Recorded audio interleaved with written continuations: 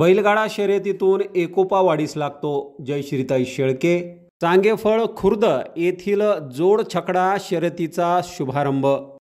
बैलगाडा शर्यत ही प्राचीन संस्कृती आणि पारंपरिक प्रथेचा एक महत्त्वाचा भाग म्हणून ओळखली जाते. ग्रामीण अर्थकारणाला गती देण्याचे काम या माध्यमातून होते.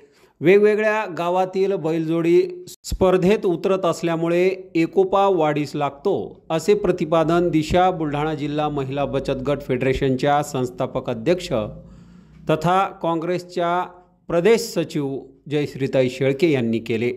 तालुक्यातील चांगेफळ येथे 24 जानेवारी रोजी जोड छकडा शर्यतीचा त्यांच्या हस्ते शुभारंभ करण्यात आला. यावेळी त्या बोलत होत्या.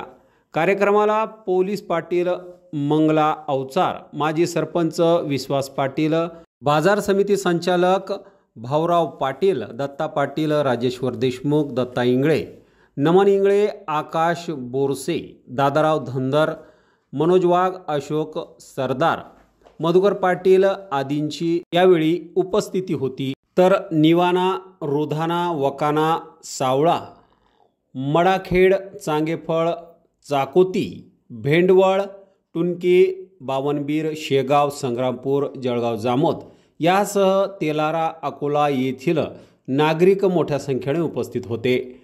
ग्रामीण भागातील बैलगाडा शर्यत लोकप्रिय आहेत. उच्चभ्रूंच्या घोड्यांच्या शर्यतीचे जितके वेळ असते तितकेच वेळ बैलगाडा शर्यतीचे आहे. महाराष्ट्रासोबत कर्नाटक, तामिळनाडू, केरळ, गुजरात, पंजाब, हरियाणा या राज्यांमध्ये बैलगाडा शर्यतीचा थर्रार रंगतो.